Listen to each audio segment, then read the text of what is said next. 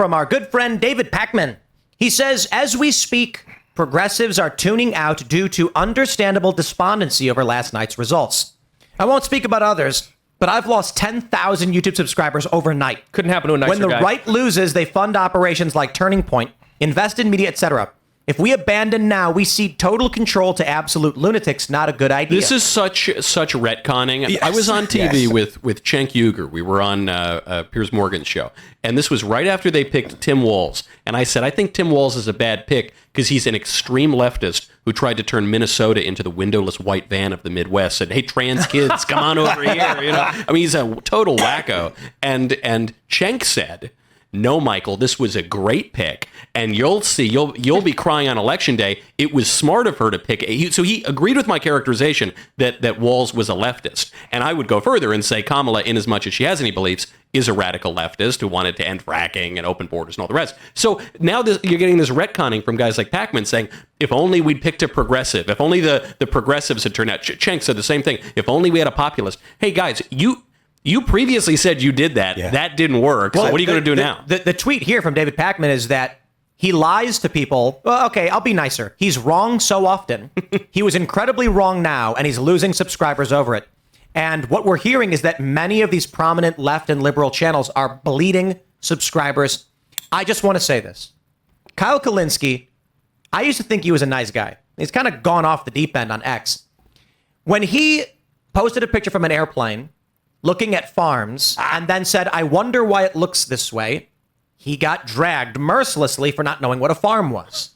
And I said, hey, look, he's an urban liberal guy, but he's been very nice, and he'll have a conversation with you. Well, my friends, before the election, the day before, he said his bearish prediction for Kamala was that she would win all swing states, Iowa and Florida. A remarkable prediction. He said what he thought was likely was that she would win every swing state, and his worst case scenario was that she would get 276. Why are these channels bleeding subscribers? I don't know if Kyle is, but why is David Pacman? Because they're wrong. Yes. Massively wrong. Well, and we're seeing a lot of predictions from people who completely missed the election, right? People whose predictions about this election were disastrously wrong are now giving us their predictions on what the next 4 years are going to look like. To be and fair, people are saying, you know what, I'm actually not that interested. I don't think you've developed a good predictive model. I don't think you know what the American people want. I don't think you understand right-wing strategy or what conservatives are going to do when elected. I don't think you know what you're talking about. To be fair to Kulinski, like, he's a leftist, and leftists are terrible with farming anyways. Historically, we know that. That's a good point. But the left has been saying all day for the past 2 days now that they haven't gone far enough left. That was the problem. There are a lot of the more far left people that are saying that. And you look at the graph that shows like the areas with the little small tiny little arrows that have gone to the right, and how far, and everything has been a right-wing sweep. There was a sweep of the people, or there was a sweep of the looks like the House is going to be definitely the Senate. There were a bunch of leftists recalled out of California. California's gave up a bunch of... George Gascon, the DA. Yeah, he's gone. They gave up a bunch of counties that went right. And these people are saying, oh, well, the reason is because we didn't have enough people on enough leftists, and the leftists stayed home. And what they're saying is, if you look at 2020, which was a totally novel and unique election, whether you think it was fair or not, it was unquestionably novel and unique. There was a totally new method of getting people to vote and getting ballots. And they're looking at that and they're saying, well, all those 14 million or 15 million or whatever people stayed home. And it's like, those were phantoms. Those people never voted regularly. They were never going to go to the polls. They were never going to actually get off their couch. If it was fair in 2020, and I'm only going for argument's sake, if it was fair, it was because the ballots were mailed to people's homes, they were filled out, and then someone went and picked them up. Yeah. Because the low propensity voters, the people that have no idea what they're voting for, filled out those ballots the way that they thought was the nice way to do it, and those ballots got turned in. That's the only way that it could have been. When you look at like Pacman's Twitter account, he says Trump's final message that Pelosi's a bitch, and it's like, whatever, I get those things. I think this tweet right here is a granular example of what's wrong with the left and why they lose subscribers. RFK being in charge of all things medical is quickly becoming a major reason not to vote for Trump. Wow. But it's things like that.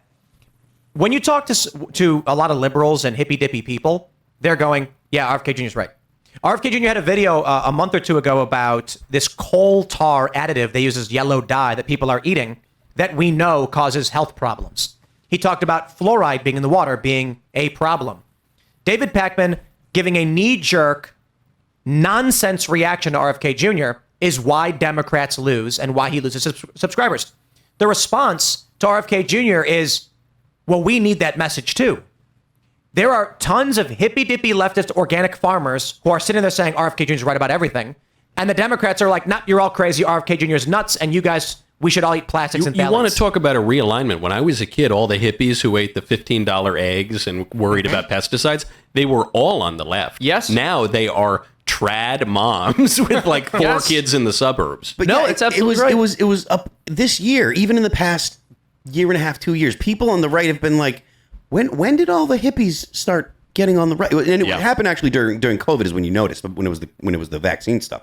But people were like, when did all the hippies start saying that Trump was good? There was some people that I saw a picture of that were at a Trump rally in tie-dye shirts that had Grateful Dead type imagery, and it said Trump on it. And people were baffled. The reason is because they have always been anti-government, anti-pharma, anti-big corporation. And now the Republicans are the ones that are like, look, all the big corporations are giving to the Democrats. All the big corporations are trying to tell us what to do. All the big corporations want to get involved in what we have to take. And who runs those corporations? Who runs the establishment? All Democrats. The Democrats are now the party of the government. And maybe that's been the case for a while, but it didn't seem like that was the case. Yeah. So now, if you're skeptical of big power, wherever it may be, let's not forget Barry Goldwater. He wrote that a conservative is one who is skeptical of all monopolies, of all hyper-concentrated power. But now all that power isn't. That's why Democrats view the Trump election as an insurrection in itself. Forget about the Capitol. Forget about January 6th. They view it as an insurrection. And in a way, it kind of is, because the Democrats dominate the government. Well, and here's the real scandal that none of them are willing to point to. They say people no longer trust the experts in the media or in medicine or in food processing and production. But why is that? Yeah. We are one of the most obese we are literally the fattest country on the planet. We are the most obese nation on the planet. We are one of the sickest developed nations on the planet. Everyone on the left acknowledges that we have one of the worst healthcare systems in the world. I would temper that a little bit. They take it a bit too far, but they're correct that there are many flaws with it. But then whenever somebody who isn't a quote-unquote expert, who's been trained by the same institutions that the left claims are broken and destroying our country, they go, this person isn't an expert. You can't listen to them. Well, where has listening to the experts gotten us? It's made us the most obese nation on the planet. We have food that makes us less healthy. We have a medical system that seems to want us sick.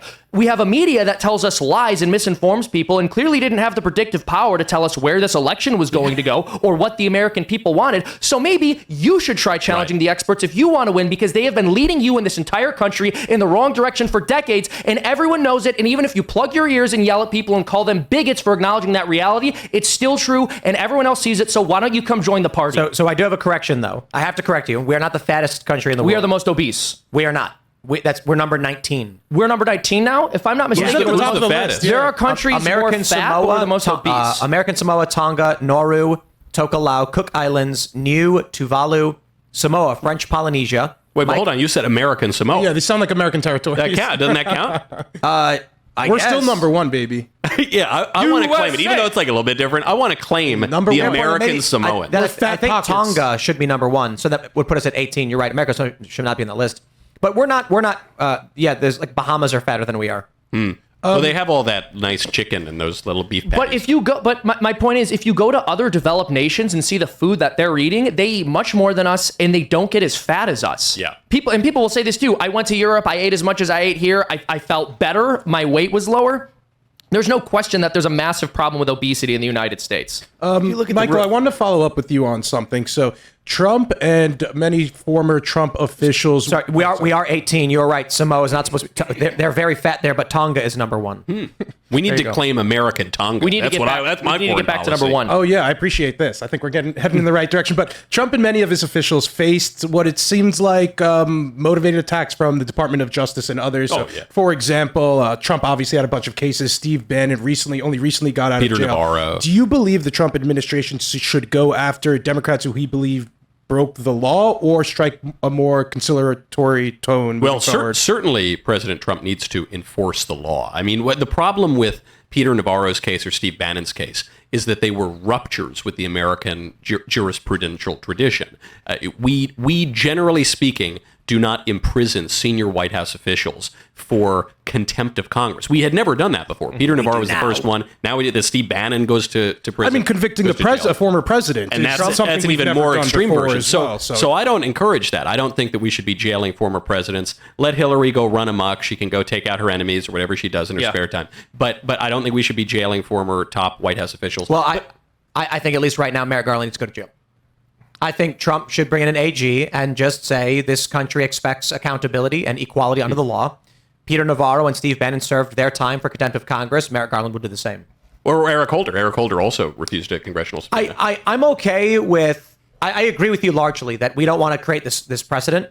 I think for right now, you've got a large portion of the American people who are upset that Peter Navarro and Steve Bannon went to prison and Merrick Garland did not. And this is within the same context. This is like within a few months of each other. But you're saying you Eric don't want Holder to set was the 10 precedent. years They ago. set the precedent. I'm saying we want to set the precedent that we have equality under the law, not one-sided. And that means we're not going to go back a decade for Eric Holder, but we are going to say, look, it was only a few months ago. Merrick Garland needs to go to prison for 4 months. Or at least investigated and put under trial. No, there's no investigation. He was held in contempt of Congress. That's it. So the DOJ just now needs to say that welcome to jail. And so that should happen. The Bannon treatment.